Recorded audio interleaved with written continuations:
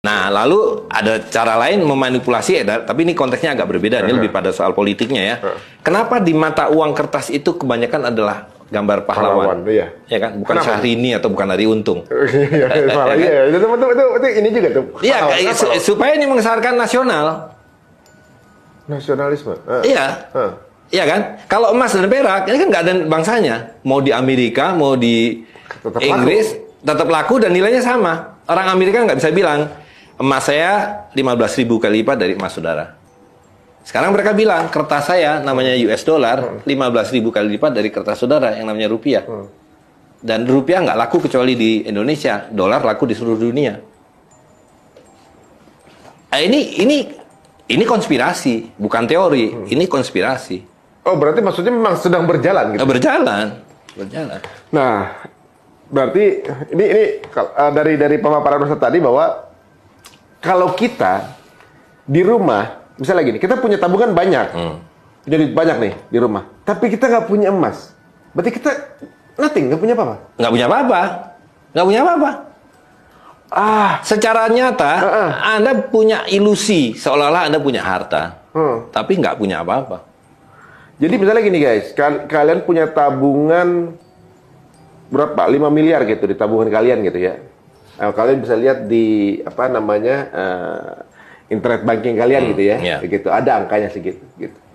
Tiba-tiba di satu momen lampu mati, nggak usah jauh-jauh deh. Listrik mati. Ya, ibaratnya kayak waktu itu Jepang pernah terjadi gempa, yang kemudian listrik mati dan tidak bisa pertukaran, nggak ada listrik kan? Betul. Mereka sudah biasa dengan cashless.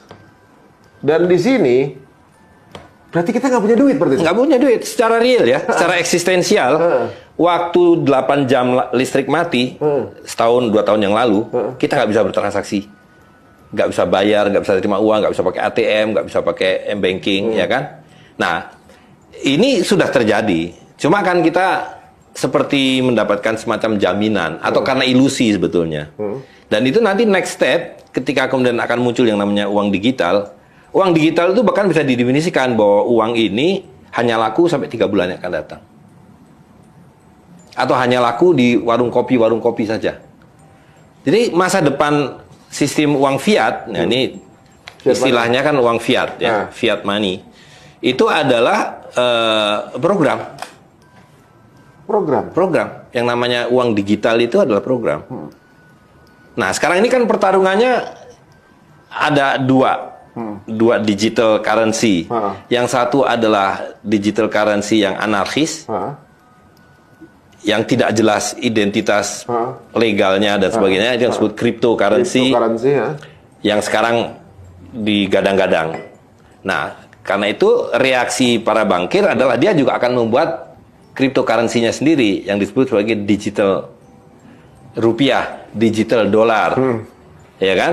Tapi secara hakikat sama. Dua-duanya adalah bagi kita sebagai masyarakat, sepenuhnya kita kehilangan kontrol atas harta kita.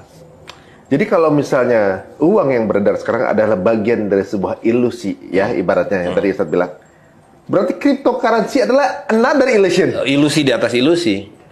Jadi kalau ini ya, coba ya kita bandingkan lagi tadi. Ini kan jelas asal usulnya ya. Bedanya ada gitu. 1 dirham ini adalah tadi 1 dinar adalah 72 butir emas, ya kan? Real.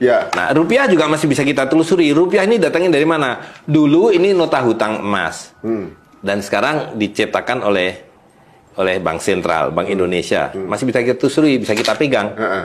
Tapi begitu nanti menjadi atau sekarang orang pegang Bitcoin, dari mana datangnya Bitcoin? Dasarnya apa tuh? Nggak ada. Sepenuhnya ilusi, teknologi saja, ya kan? Jadi tanpa dasar atau base yang nggak ada apa-apa, dan bahkan kita nggak tahu di mana kantornya, di mana pusatnya, di mana. Tapi orang menyepakati satu nilai tertentu gitu ya? Iya, itu ilusi, dan itu bukan kesepakatan, itu kan dibikin. Seperti Bitcoin contohnya, kan di Bitcoin itu didefinisikan bahwa ini hanya ada uang sekian. Sekarang diciptanya sedikit demi sedikit, dan karena itu terbatas, dan karena itu nilainya naik terus. Tapi itu sepenuhnya muslihat. Bagaimana kita bisa melihat sesuatu yang tidak ada, kok ada nilainya? Dari mana nilainya? Bitcoin, cryptocurrency, terus dunia metaverse itu kan ada. Iya, betul. Ya itu semua kita bisa beli lahan gitu. Ustaz. betul. Jadi misalnya saya di metaverse punya berapa hektar tanah. Betul. Saya bisa beli di situ, orang kalau mau bisa beli. Tapi bendanya di dunia maya Ya, nggak ada. Nggak ada. Betul.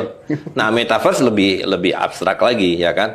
Nah, karena itu kita sebagai masyarakat sebetulnya harus punya pilihan ketiga. Karena teknologi nggak bisa kita tolak. Ya, blockchain pasti berlaku. Nah, tinggal kita sekarang ini terombang-ambing antara anarkisme kripto ala Bitcoin atau sentralisme ala digital rupiah atau digital dolar atau yang sepenuhnya harta kita dikontrol oleh bankir. Nah, pilihan ketiganya adalah kembali pada ini. Jadi teknologi blockchain yang kita gunakan seperti hanya dulu ketika awal sekali menjadi nota hutang. Jadi transaksi dengan elektronik itu hanya perantara saja, tapi selalu harus disettlekan dengan real asetnya. Gitu. Jadi kalau kita bilang saya punya harta 500 dinar, memang ada somewhere di repository. Tapi yang kita pegang bukan dinarnya, yang kita pegang kartu plastik. Iya. Di sini ada 500 dinar. Sebagai perwakilan. Gitu. Nah, itu nanti kalau kita bicara hukumnya secara syar'i bisa dijelaskan bagaimana transaksi menggunakan kartu ini bisa halal hukumnya.